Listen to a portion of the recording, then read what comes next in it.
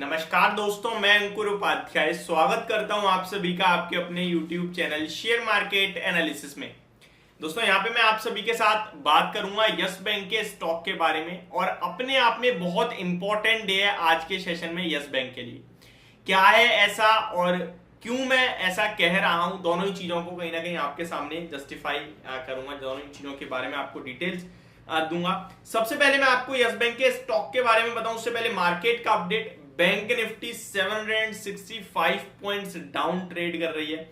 Nifty more than 200 points correction दिखा चुकी है अभी तक आपको, और अभी 12:18 का समय हो रहा है। ये गिरावट प्योर यूएस मार्केट की वजह से आ रही है, अमेरिका के बाजार से आई है ये गिरावट, और इसके पीछे का रीजन है एकमात्र कंपनी एसवी, कहीं ना कहीं सिलिकॉन वैली बैंक। इसमें हुआ क्या है आपको पता ही है, कल 60% स्टॉक टूट गया एंड इसकी डिटेल्ड वीडियो मैं आपके साथ ऑलरेडी शेयर कर चुका हूं। अब सबसे पहले मैं आप सभी के साथ बात करूंगा यस बैंक के स्टॉक पे। यस बैंक के अगर शेयर की बात करें तो पिछले कुछ दिनों में ऑलरेडी इस स्टॉक में काफी बड़ी करेक्शन आई है एंड आज अभी तक तो फ्लैट ट्रेड कर रहा है। स्टॉक एक हफ्ते में लगभग 7% टूट गया एंड अगर हाई से देखें पिछले 1 मार्च के तो ऑलमोस्ट वहां से मैं एग्जैक्ट बताऊं आपको 10% स्टॉक क्रैश हुआ है। अभी स्टॉक 16.55 के लेवल्स पे ट्रेड कर रहा है। यहां कोई बाय या सेल की बात नहीं करूंगा, मैं केवल आपके सामने कुछ चीजें पेश करने वाला हूं। अगर आप शेयर होल्डर हैं तो भी, और अगर नहीं है और खरीदने की सोच रहे हैं तो भी, ये वीडियो आपके लिए बहुत इंपॉर्टेंट है। कैसे?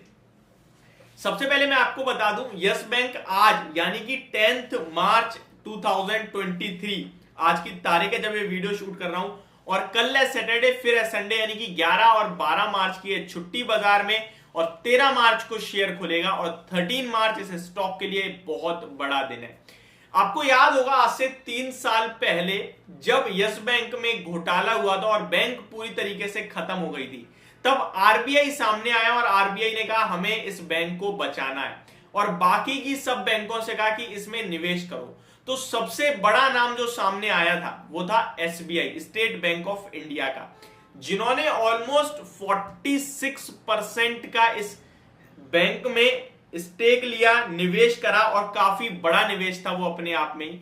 अब मैं आपको ये सारी चीजें क्यों बता रहा हूं, क्योंकि उस समय जो निवेश हुआ था वो 3 साल के लिए लॉक इन था, यानी कि 3 साल तक आप उस निवेश को छेड़ नहीं सकते हैं जो आपने निवेश करा है। उसका अंत हो जाएगा 2023 13 मार्च को, यानी 13 मार्च ये लॉक इन पीरियड एंड हो जाएगा। और पिछले कुछ दिनों में एसबीआई क्लियरली कहता हुआ दिखा है। पहले मैं आपको एसबीआई की डिटेल्स दे दूं तो एसबीआई यहां पे अराउंड, जैसे मैंने बोला, 46% होल्ड करता था, लेकिन उसमें से 20% उन्होंने ओएफएस में एंड थोड़ा बहुत उन्होंने जो वारंट्स आए थे, कन्वर्टेबल वारंट जारी हुए थे कार्लिन एडवेंट ग्रुप को, उसमें दिया। अभी ऑलमोस्ट 26% का स्टेक होल्ड करता है। यस बैंक सबसे ज्यादा इक्विटी शेयर, जिसके सबसे ज्यादा शेयर बाजार में है वो यस बैंक का शेयर है। इसके ऑलमोस्ट 2845 करोड़ शेयर्स बाजार में लिस्टेड है। मैं पर शेयर की बात कर रहा हूं, यानी ऑलमोस्ट 3000 करोड़ शेयर बाजार में यस बैंक के लिस्टेड है, जिसमें से 900 करोड़ शेयर्स ऐसे हैं जो इस लॉक इन में है और लॉक इन पीरियड का अंत होगा। बहुत सारे पर्टिकुलर इन्वेस्टर हैं, और बैंकिंग तो हर एक बैंक ने इसमें निवेश करा था, चाहे वो एचडीएफसी बैंक हो, या फिर वो एचडीएफसी हो, या फिर वो एक्सिस बैंक हो, एसबीआई हो, आईसीआईसीआई हो। तो छोटी से छोटी, बड़ी से बड़ी बैंक का निवेश आपको यस बैंक में दिखेगा जब इसमें क्रैश हुआ था। और एसबीआई पिछले कुछ दिनों में आपको लगभग आज से 3-4 ट्रेडिंग सेशन पहले कहता हुआ दिखा था कि हम अपना स्टेक बेच सकते हैं यस बैंक में कुछ। तो ऑब्वियस सी बात है, जब इतनी बड़ी बल्क में अगर सेलिंग आई तो ये स्टॉक गिर सकता है। यहां मैं एक चीज और क्लियर कर दूं, ये मैंने आपके साथ लगभग 17.5-18 रुपए पे डिटेल शेयर करी थी।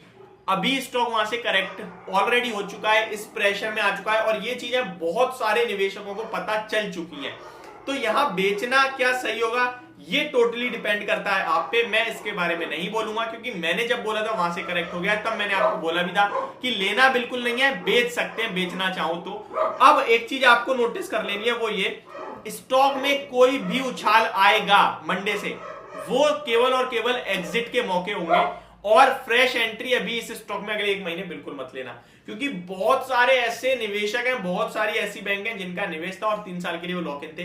जिसका अंत अब होने जा रहा है मार्च में। पूरे 31 मार्च तक ऑलमोस्ट सबके लॉक इन पीरियड एंड हो जाएंगे एंड फिर इस स्टॉक में आपको अप्रैल में भी कुछ फ्रेश सेलिंग आते हुए दिख सकती है। तो मेरी तरफ से अपडेट, होप आपको वीडियो समझ और पसंद दोनों आई होगी। Thank you so much for watching this video. Have a great day guys.